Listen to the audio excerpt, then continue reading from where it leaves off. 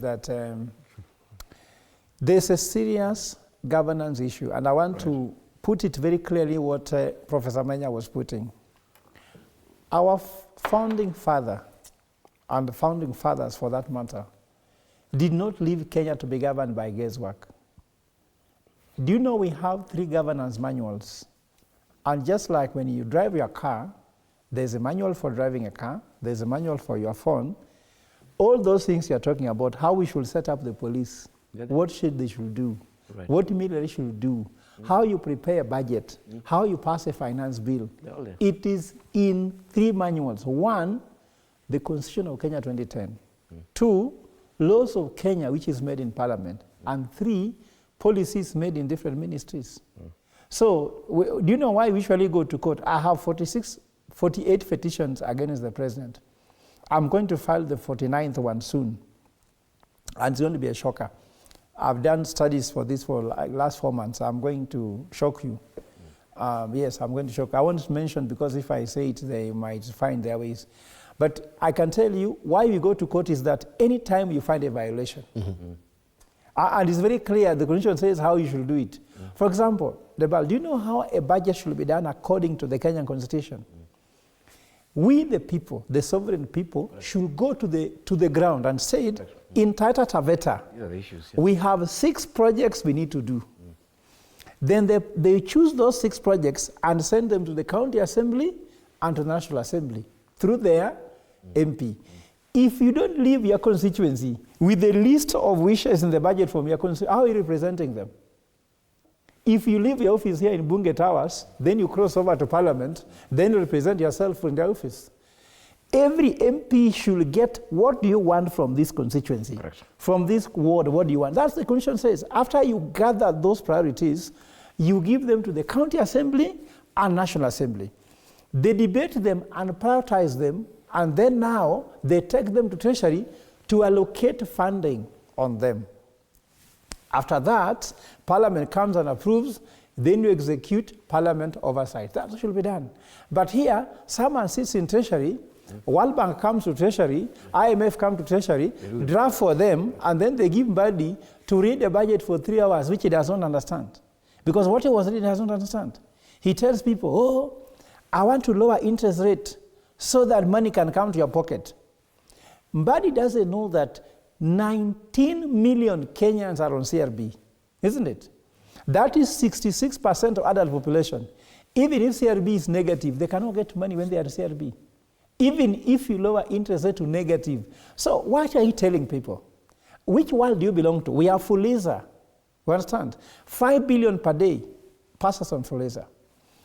Kenyans have average of 7 SIM cards because of Fuliza, isn't it? Hustler fund. So this person literally cannot borrow anything. So you're telling us that you are low, and then pending bills you cannot pay.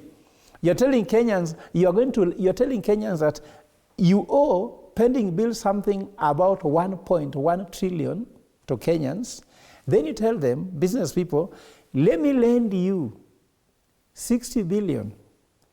Then you pay me. And then when I offer you services, I won't pay you. You're getting me? So if you owe businesses around 600 billion shillings in pending bills, then you lend them 60 billion. Are you really, that is the definition of being mad. You get me? So then we are in trouble. Secondly, I like something about Moi, because when I was a young boy, we used to read the budget. And there, Moi never read the budget. Moi was very clever. He used to read price list. Sukari, shilingi mbili. Sivyo? Yes. It was not a budget. It was a price list.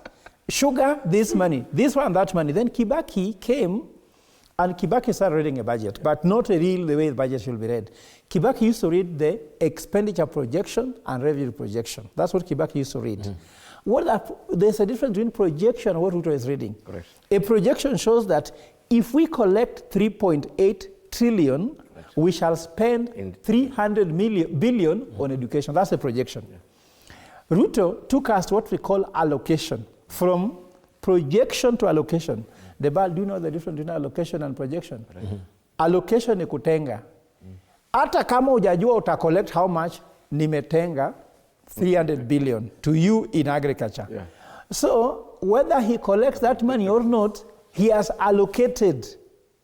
So you don't know how to do that. So when you do projection, means that if KRA collects for me 2.8 trillion, I know that it's a projection of revenue, there's a projection of expenditure, I'll be able to use it this way. Correct. You understand? And then Parliament can oversight. Sasa, before Mbadi read the budget, Ruto had promised everyone in the country what he's giving them. He went to Luo Nyanza and promised the Luo Nyanza a total, I can tell you, a total of 3.7 trillion. The projects in Luo Nyanza only. Then he went to Central and he promised Mount Kenya 6 point something trillion. I was counting those things. Then he goes to Coast Province, he's promising them around 3.2 trillion.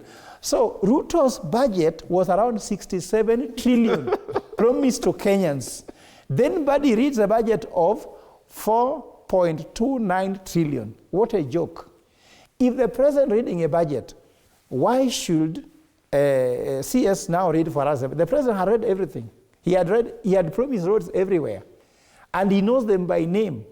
So what is in government, to take you now to finish, let me land.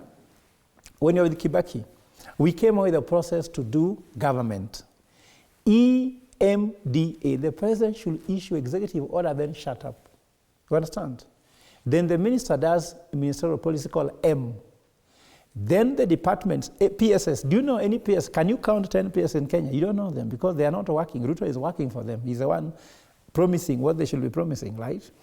So the PSS will come with what is called departmental execution framework of government projects.